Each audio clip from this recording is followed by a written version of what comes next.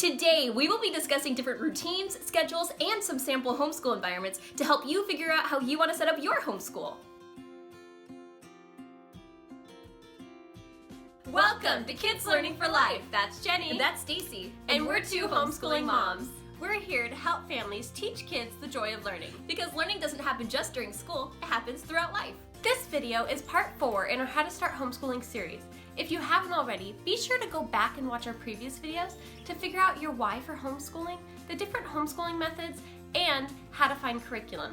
These will play an important role when deciding your routine, schedule, and environment. We will be outlining different schedules and routines so that you can become familiar with your options out there, but you don't have to pick just one. You can adapt your schedule and environment from a few of the different models that we'll talk about today, and that's totally fine.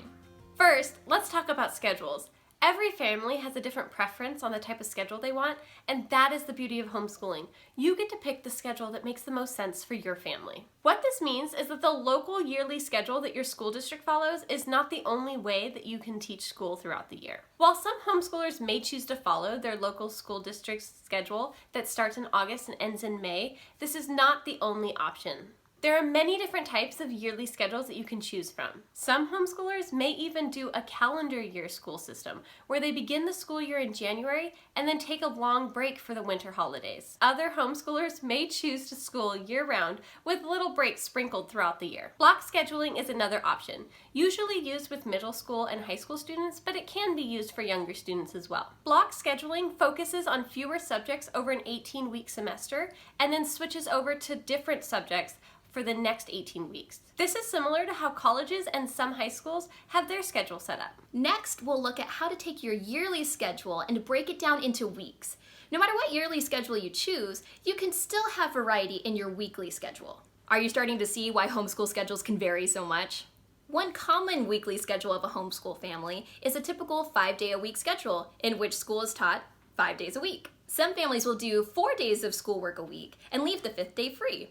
This free day can be used for teaching kids on a field trip, going on family outings, or use it as a catch-up day if needed. Another weekly schedule you might consider is a shift work schedule. If a parent has a job such as a nurse or a firefighter and works in odd shifts, you can schedule your homeschool to match the same shift schedule. This could mean doing school while one parent is at work and the other is home, or just doing school on the parents' off days. Next up is daily schedules.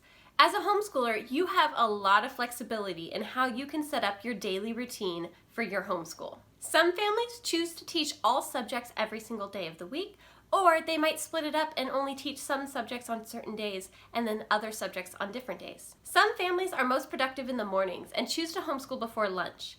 Some like to use the afternoon for their learning time, while others will sprinkle in lessons throughout the entire day. Your daily schedule is going to depend a lot on your kids' ages and learning styles, but don't forget that as the teacher, you need to find a time to school when you're at your best as well. Another important part of your homeschool day is your daily homeschool environment, and of course, every family has a different setup based on what works best for them. Some have a dedicated schoolroom that might resemble a traditional classroom. In this setup, kids may have individual desks, and there might even be a whiteboard with the daily schedule posted on it. Others primarily use the kitchen table or coffee table to teach lessons from, and then choose to snuggle up on the couch later to read a book together. Some families incorporate more time outdoors and create lesson plans based on nature items your kids find, or even go on a field trip and learn about a new subject together. Others will make school work wherever they are, and that works great for them. The options are endless, and they really just depend on your curriculum, chosen homeschool method, and academic goals for the year. Also, don't feel like the schedule or routine that you select at the beginning of the year is the one you're stuck to forever. If something isn't working for your family, feel free to change it. You need to make sure that you are doing what works best for your family at that time. You can even expect for your schedule to be completely different from year to year as you go throughout your homeschool journey. For example, I have a first grader, a transitional kindergartner, and a little baby. So our routine typically consists of about 3 to 4 times a week, about 2 hours a day, but we don't usually get to every subject every day. And our most productive hours are in the morning, so we'll usually homeschool right after breakfast at the kitchen table. Hopefully the table is clean. We usually do this routine throughout the year, at least I try to, but we do take random time off based on my husband's work schedule. For example, he usually has to travel for work for Halloween, so we'll usually go with him, and that's just an example of a holiday that we would take off that public schoolers wouldn't typically. What about you? I also have 3 kids. This year they'll be in 2nd grade, 1st grade, and traditional kindergarten. We like to school 5 days a week, but we also don't get to every subject every single day. I do try to make sure that we get some form of math and reading in, but that's like the bare minimum. We do follow a typical school year schedule with summers off, but that doesn't mean we don't learn during the summer. It's just way more relaxed and very student interest led.